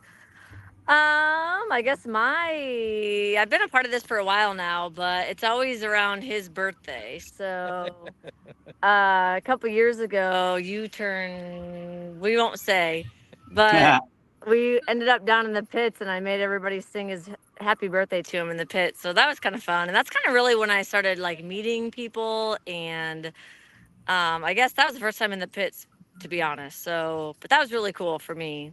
But Doug, was that your favorite memory or does that rank among some of your worst memories? Oh no, they were good. It was Saturday night, so Sunday. Oh yeah, relax time. But really, no, I think just as Megan said, when we go through the pits or as we see the people here, and they come up and tell you thanks, but there's 300 people that help put this on, and so we thank them all. But I think the pullers in general, if I was going across the state somewhere and I knew a puller lived somewhere close, you're welcome to stop and see him, and you've made a lot of great friends over the years. Yeah.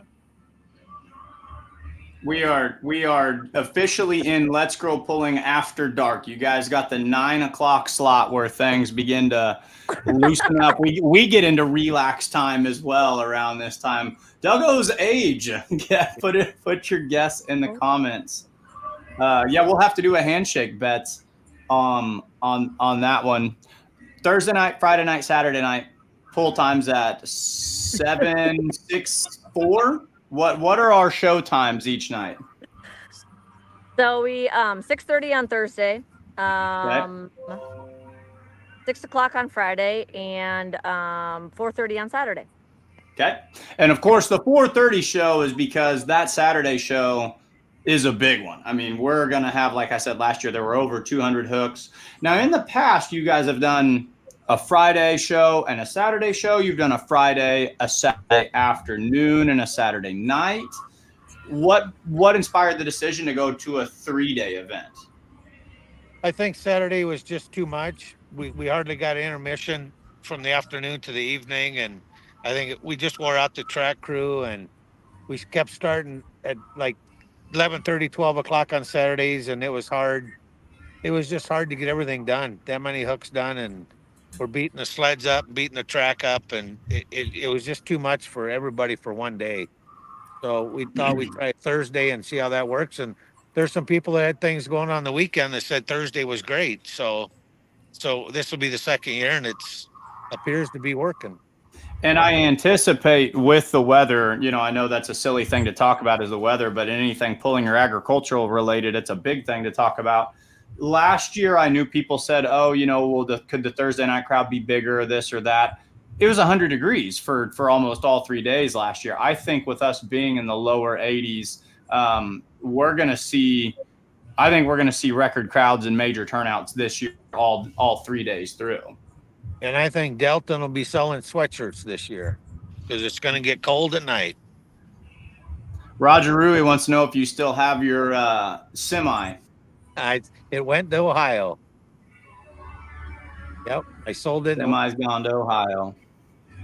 What is the rough seating capacity at Wisner? If you've got a packed house there, and we won't even, do you kind of have an idea of what your bleachers can hold? And I know it's hard to estimate because you throw all the berm seating and lawn chairs too. But what is a packed house crowd number wise there? Could you even guess? I'd say probably about 5,000. Yep. 5,000. Mm-hmm. Yeah. With the bleachers. Also said the cold is. Let's put some funny pictures on the screen. Yep. So 5,000. So that's, if you ask Kinsey and I, that we would easily say that's 15,000 because we're bad with numbers and bad with estimating. Yeah. Rust also says cold is better for the pool. Yeah. The methanol burners are going to be breathing good if it gets down into that amount. Drink more beer. What's that? They drink more beer when it's colder. Is that a fact? I probably drink more beer when it's hotter. I start needing something a little bit colder. That's true. That's true, Megan. That's true, Megan. I think we gave away 3 pallets of water last year. So Mike, you can keep talking. I just wanted to jump in. No, you're all good. You're all good. I was listening to your wisdom when it comes to drinking ice cold beer. But yeah, okay.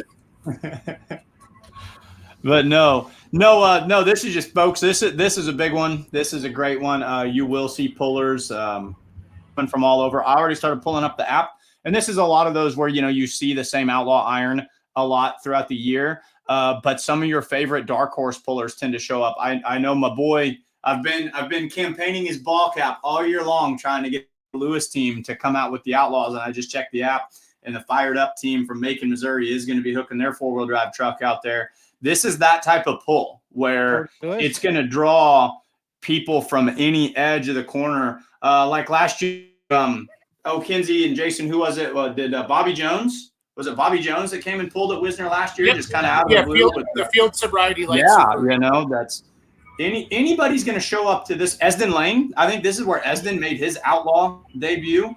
You've had some big crossover pullers hook here. Who's yelling at you, Megan? Somebody's yelling at you. Oh, there's Danny. Danny, say hi. He can't hear you. Oh. Still a few people doing some odds and ends, fixing some stuff. Yeah, we've been here pretty much all day. How close are we to being ready? Or is it going to be a mad dash to the finish? I think we're a little, don't you think we're ahead of schedule this year? But we'll still be doing last minute stuff just on Thursday like we always are. But we're sitting pretty good. When can pullers get into the pits, Megan and Dougo? Right now. Right now. There's some already. Anybody there yet? Is anybody there yet, Megan? Yeah, we've got a couple here. Yep. I don't know who they are, but they're already out there. Oh, I was hoping we could spill the tea. I wanted to know. I was say who's already there. That's our top secret. We can't reveal that just yet. What's the camping situation this year? Do you still have open spots for spectators to come and camp if they want to, or are we sold out on the camping? Nope. City Park is first come, first serve, and we have some spots too. So. Mm-hmm. Yep. Who do they contact if they want to get a camping spot at Thunder by the River? It just kind of depends on it's pretty much first come, first serve on either side, west or east. On the city side, I believe, don't they just pull in and then honor system. And then on our side, same thing, first come, first serve, and that's just how it is. Yep.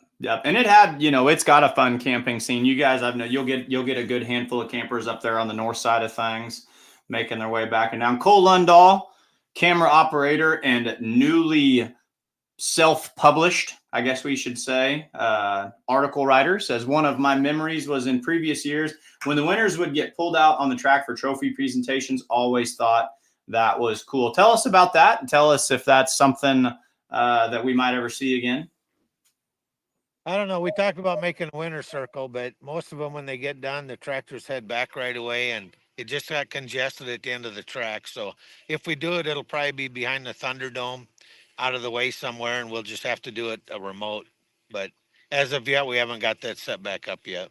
Yeah, that's one of those double-edged swords where you love to honor those pullers and give them their day in the sun. But as we talked about earlier, the pace of pull is kind of one of the bottom line biggest factors. So the way we have it right now, where they get interviewed in front of the announcer stand and they get presented with their Thunderbolt, which of course I think they're put on the big screen and it's on Outlaw Pulling TV as well, is a pretty good setup that they have at the moment. Yeah, and that's how we do it now, and they're still happy, and they bring their family up for the picture, so that's still pretty important. Yep. So Megan could give you a panoramic full circle view here if you want to see. We do. We want to see this place. This is a unique venue, unlike anything. Let us see the full 360 from the track at Thunder by the River. All right, so that is the east side skyboxes. Yep. And then back there is where like our food court will be. Oh shoot, I don't know why I did that. And then obviously the new bleachers and crow's nest. And then there is the starting line. All right, and this is the east side bleachers, berms, and then Thunderdome and skyboxes. Are they waving? Those new bleachers make the whole thing look just, I mean, this is tied together. This is awesome. This is another one of those pulls too. You guys drape a bunch of banners at the starting line with all your sponsors and everything, if I remember right. And it just creates for one of those awesome atmospheres. You guys got chairs right out on the whose idea was it to bring chairs and say, let's just sit right on the track? Mine. That's the best thing I've ever seen. It was So like, you literally have the best seat in the house right now. this is kind of like playing poker at the rodeo, right? We're just sitting there waiting. Yeah, I would pull those out of there before the diesel super stocks start heading down the track. You know, I wouldn't play roadie cowboy poker or whatever it is at a tractor pull. So. Right before the mods fire up, right? Yeah. Yeah, last one sitting when Cameron Neves goes down the track wins a free hot dog or something like that. Well, we were working, and Megan said, "We going home to do this?" And I said, "Well, I got 7 miles that way, and she's got 4 miles that way, and we just as well do it right here. We got 20 minutes, so we did it right here." Megan, do you have some new bibs for this weekend? I saw something about this on social media, and it was one of those, if you know, you know, and I didn't know. So if there's a story to be told, tell it now. If it can't be told, we'll move on to the next topic. No, it's fine. So everyone knows Dave Novak only wears bibs. And we were at West Point on Friday, and I had to take my son to the bathroom in their hauler, and I seen his bibs laying there, and I'm like, I'm putting them on. Oh man. And is this something you recommend? Did you walk out and be like, oh, I totally get it, bibs are the only way to go? Or was this one of those where like, nope, hard pass for the future? Hard pass. Oh man. Dave is president of the board, and he's on his way to Des Moines, so he couldn't be here to join us tonight. Here's a well-written and well-thought-out comment. Lane Larkin says, what does everyone foresee in the future for Wisner, either the event or the venue, if this event continues to grow? Lane, well-written, man. What do you guys have to say to Lane with that question? We're going to keep doing what we're doing. Trying to make it the best show possible. You know, and just when we think like, you know, we put the skyboxes up last year, we just think like, okay, you know, we can't really possibly make this any better. And then these bleachers show up, and then, you know, so I don't know. We don't know what the future holds, but yeah, we're all still on board. And so Jason Schultz, the last time the Remedy 9500 4.1 limited pro stock, it cost me $100,000. of that. Wisner's not been kind to me. I was gonna say, so when I'm sitting here just giggling like a kid in a candy store. is Wisner, when you hear the word Wisner, do you get a cold chill down your spine, or is this still one of your favorite places to go watch a tractor pull? Still one of my favorite places because they're going to blow up wherever they blow up. So I only pick on Novak because at the time I was in the class with him, but he was beating my ass every weekend, so it didn't matter anyway. So it's all good. In the video, I've always wanted to ask you this. In the video, you can see you reaching quickly up, and I'm assuming that's just your kill switch or your throttle or ignition or something. Yep. What were you trying to accomplish, and what did you think when you realized that it wasn't getting accomplished? This is going to be bad, and I was reaching for the three-way dump. I grabbed the fuel first. I know they pulled the guillotine on the sled. It was 3.5 seconds, but it seems like an eternity because you pull back on the throttle and it's not stopping, and you're like, oh crap! And your brain goes boom, boom, but it hit 7,000 RPMs and everything just gave up. So, yep, and it was. The only thing I saved was the frame. You should have taken some sort of part of the tractor and incorporated it, put it up on the skybox or the announcer's booth and said, here is where the Remedy 4-1, forever will be remembered. It retired. It retired. Yes, that's the way we're going to use it. So we're bringing the Diesel Super to town. So, will you hold your breath a little bit when it goes down the track? You need to, Mike. I don't like this, Mike. I want to be positive. I want to promote Wisner. I want to put people in the seats. Okay, Mike. I'm going to give you the bus. Okay, I'm going to give you the bus. You're throwing me under the bus, Mike. I'm just setting you up for that fairy tale ending when you pull it like Goodwin did last year and win the thing by 100 feet. That was awesome. When he went, what did he go 407 or 417 last year? It was like 417. It was huge. It was huge. Yeah, Jason enjoyed it. He talked for 5 minutes on that one. I was so excited, Doug. I was so excited, but I was too. He showed up for my birthday. That's why he was here. So awesome. I think we celebrated that night. When you say I think, that means you did because you don't remember. I think. It's all good. No, we're excited for Wisner. Going to get the state fair in here next couple of days, and everybody's going to go west. We're excited to see all of you. It's going to be a blast. And like I said, I hope the crowd just comes back after that stupid heat last year. And really, you guys deserve to have the biggest crowd. You bust your butt, and you have the room, and it's the biggest pull. You deserve to have it. I hope you get it. We're going to be ready for everybody. We're ready. I know you are. Mike, let's let Megan and Doug get back to work. But I will admit, Megan's good for ratings, Doug. Since you switched, since you've been more of a focal point, 10 people have quit watching. So I'm just saying. All right. Thank you guys for what you do. Yep. We love you. Yep. See you soon. All right. Thanks, guys. Mike, we're just going to leave you big and talk to you. So.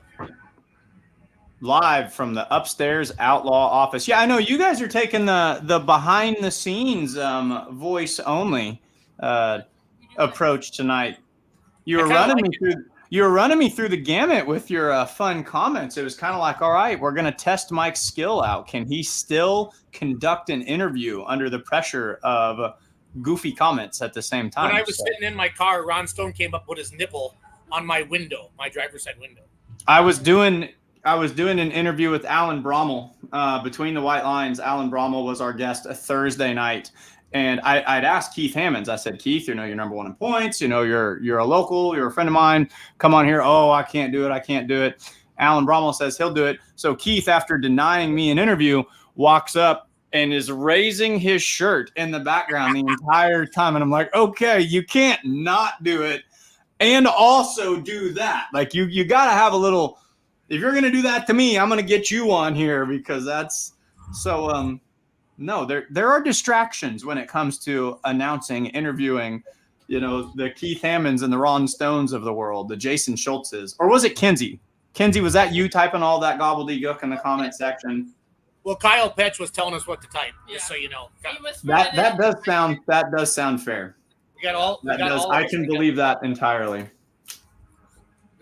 All I'm sitting here thinking. So this is what happens when I'm not in the production trailer with you guys. That's the lesson learned. You know, if I'm not going to be in the production trailer, then I lose out on the behind the scenes as to what's happening. What is the vibe for the state fair there, guys? I mean, just every outlaw pull we go to is awesome. It's got a special feel. Does this one have one that's, you know, just up to the next level? Yeah, state fair, Kyle. I mean, what's it mean to you? This is one of those polls that this was the last poll I went to before I took off for college. When I went to college, we polled here and moved into the dorms the next day. So, you know, kind of like Tyler was talking about, it's got a special meaning to me, and Iowa tractor pullers have been a big part of my tractor pulling career. So to come here, it's got a special feel. The new facility that they put up here a few years ago is a really great place. So, you know, hopefully this little rainy spell that we have here is going to move out. We're able to get the next couple days in here, because it's one of those pulls. You start walking in, you start pulling in with the haulers. It does have that special feel to it that is unique to the Iowa State Fair. That's awesome. That's awesome. This is one of those professions where you get home on a Sunday afternoon or a Monday and you're like, oh, I'm wore out from the road, and man, I've missed my family and everything. But now legitimately sitting here on a Monday night, watching you guys and seeing that trailer and hearing those sounds, I'm like, oh, you know, Wisner can't get here quick enough. You know, it's that bug, that pulling bug that everyone talks about. It's a real thing. It's an actual thing. It is. It's really hard. You know, I'll have the same thing if I'm sitting at home and haven't been to a show or two and sitting there watching the live stream. You know, it's like, I want to be there. Yeah. It truly is. Yep. Yeah, but it takes a lot of work and it's a lot of sacrifice, but it's worth it. It's a lot of fun. Pulling's just a sport that we all love. So this whole week, from the outlaw perspective, Tuesday, Wednesday, we've got Iowa State Fair, Thursday, Friday, Saturday, Thunder by the River in Wisner, Nebraska. Also, of course, we talked about earlier on the show, National Tractor Pulling Championships in Kinsey, some place called Bowling Green. There's a Bowling Green, Missouri. That's what? No. There's a Bowling Green, Kentucky too. Yes, sir. There's a tractor pull in Bowling Green, Missouri, though. So people talk about, you know, hey, I won Bowling Green, and then they leave it at that, and they don't tell their friends that it was in Missouri and not Ohio. But no. So going on this week, you got Thunder by the River. You've got the National Tractor Pulling Championships in Pulltown, USA, and Pickneyville. Pickneyville. That's one of those like Luke Renner. I'm going to struggle with saying that. Not Renter. Pickneyville, Illinois, with the ITPA Association. What a bunch of awesome pulls. Kinsey, what do you have to say about everything going on this week? Watch all the pulling you can, either on live stream or in person. outlawpulling.tv and fullpull.tv, fullpull.tv, fullpull.live, fullpull.live. And then, of course, you can go to fullpull.us, click on picks, and I am sure this week there's going to be interesting ways to put your money where your mouth is, one way or another.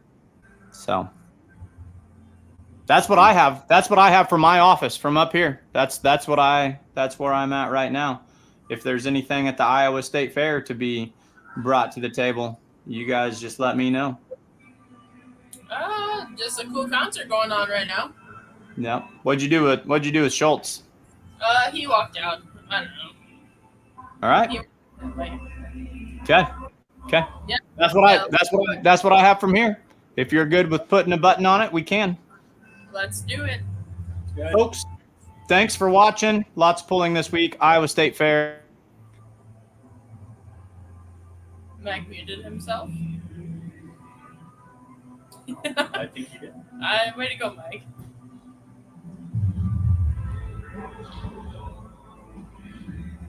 Let's make some noise. Good running. John Deere, Animal Deep in Iowa coming up. We got one right behind you.